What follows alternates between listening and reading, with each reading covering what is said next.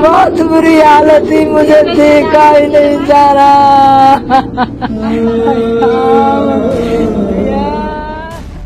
हाथरस कांड में पुलिस प्रशासन की भारी लापरवाही सामने आई है। इस मामले में पुलिस परिवार से अलग कहानी बयां कर रही है, जिस पर किसी को यकीन नहीं है।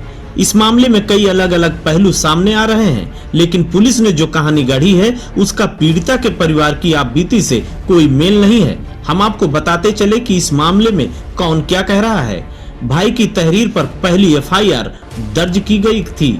एफआईआर में बताया गया था कि आरोपी संदीप ठाकुर खेत में उसकी बहन का गला घोटने की कोशिश कर रहा था। उसकी चीख पुकार सुनकर जब मां वहां पहुंची तो आरोपी वहां से फरार हो गया। पहली शिकायत में पीड़िता के भाई ने सिर्फ एक आरोपी संदीप ठाकुर का नाम लिखवाया था। अपनी शिकायत में उन्होंने वारदात का वक्त 9:30 बजे का लिखवाया था। उसके बाद SC/ST अधिनियम और IPC की धारा 307 के तहत एफआईआर दर्ज की गई थी। पुलिस के अनुसार एफआईआर को दर्ज करने से पहले पीड़िता के भाई को तहरीर पढ़वाई गई और उसकी सहमति के बाद मुकदमा लिखा गया था।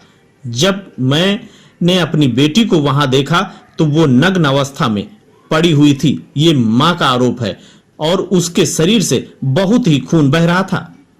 मां का कहना है कि उसने उसे दुपट्टे और उसके खून से लथपथ कपड़ों से ढक दिया।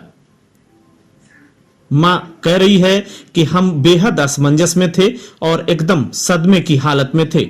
हमारी बेटी बेहोश थी। जाहिर है हम हाथरस के चंदपा पुलिस थाने में पुलिस को बलात्कार या सामूहिक बलात्कार का बयान नहीं दे सकते थे, जहां पहली एफआईआर दर्ज की गई थी, क्योंकि तब तक हमें नहीं पता था कि बेटी के साथ सामूहिक बलात्कार हुआ था। हमारी बेटी ने अपने भाइयों के कान में एक आरोपी संदीप ठाकुर का नाम लिया और बेहोश हो गई। तो हमने सोचा कि गांव में रहने वाले संदीप ठाकुर नाम के लड़के ने उसकी पिटाई की है। यही सब पहली एफआईआर में भी दर्ज है। पहली एफआईआर मेरे और मेरी मां के बयान के आधार पर दर्ज की गई थी। मेरी बहन बयान देने की हालत में नहीं थी, ये भाई का कहना है। उनका कहना है कि वो बेहोश थी। तब तक हमें यह भी नहीं पता था कि उसके साथ सामूहिक बलात्कार हुआ है। तो जाहिर है कि हमने अपने बयान में ऐसा कुछ नहीं कहा। हमारे गांव के एक लड़के पर हमें शक था। हमने शिकायत में उसका नाम लिया। उसका नाम संदीप ठाकुर है। हमने पुलिस से शारीरिक हमले की धाराएं लगाने को कहा, क्योंकि हम नहीं जानते थे कि मेरी बहन के साथ सामूहिक बलात्कार किया गया था। अलीगढ़ के JNMC अस्पताल के ICU के अंदर 15 तारीख को मेरी बहन को होश आया, लेकिन वो किसी भी हालत में अपना बयान देने की हालत में नहीं थी। पीड़िता के भाई के अनुसार पुलिस 20 तारीख को अस्पताल आई, लेकिन बहन उस दिन भी अपना बयान नहीं दे सकी। उसकी हालत खराब थी। बहन ने 22 तारीख को अपना बयान दिया। उसके बाद दूसरी एफआईआर दर्ज की गई और सामूहिक बलात्कार और हत्या की कोशिश की धाराएं जोड़ी गई। भाई का आरोप है कि मैंने अपनी बहन को देखा, मैंने उसकी हालत देखी। उसकी गर्दन टूट गई थी, उसकी जीभ कट गई थी, पूरी तरह से नहीं बल्कि कटी हुई थी। उसने मुझे बताया कि उसकी जीभ दांतों के बीच आकर कट गई। लड़की के बयान से आई गैंग रेप की थ्योरी परिवार और पुलिस के अनुसार बीती 22 सितंबर को पहली बार पीड़ित लड़की ने गैंग रेप के बारे में उल्लेख किया और अन्य 3 अभियुक्तों के नाम भी बताए। इसके बाद एफआईआर में धारा बदली गई और फिर 23, 25 और 26 सितंबर को तीनों नामजद अभियुक्त गिरफ्तार कर लिए गए। हाथरस के SP विक्रांत वीर के अनुसार हाथरस या अलीगढ़ के किसी भी डॉक्टर द्वारा लड़की का यौन उत्पीड़न किए जाने की पुष्टि नहीं की गई है। इसलिए इस मामले की जांच डॉक्टर फॉरेंसिक विशेषज्ञों की मदद करेंगे।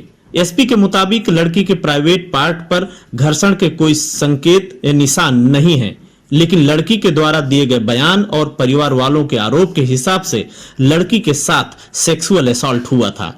SP का दावा है कि जीभ कटने की खबर पूरी तरह से गलत है। हमने पीड़ित का बयान दर्ज किया था। इसके अलावा कुछ ऐसी खबरें आई हैं कि उसकी रीढ़ की हड्डी टूट गई है, ये गलत है।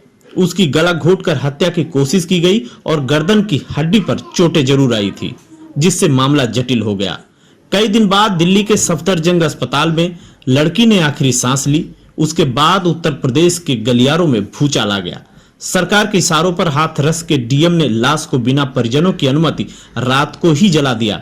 जिस पर लगातार विपक्ष और मीडिया प्रशासन को घेरने में लगी रही। लिहाजा प्रशासन ने एक और कड़ा कदम उठाया और मीडिया की एंट्री गांव में पूरी तरह से बैन कर दी। इसके बाद मामला मीडिया बनाम प्रशासन भी हो गया और कई दिनों तक प्रशासन रोकने में लगा रहा तो मीडिया अंदर जाने की जिद पकड़े हुए था। खैर, इस मामले में भी प्रशासन और सरकार की काफी किरकिरी हो गई। इसके बाद प्रशासन को झुकना पड़ा और मीडिया की एंट्री को खोलना पड़ा। अब मामला सीबीआई के पाले में है। तथ्य कुछ भी सामने आए, लेकिन दुनिया छोड़ चुकी बेटी की भरपाई अब नहीं हो सकती। Bureau report, INF media, UP. बहुत बुरी हालत थी, मुझे देखा ही नहीं जा रहा।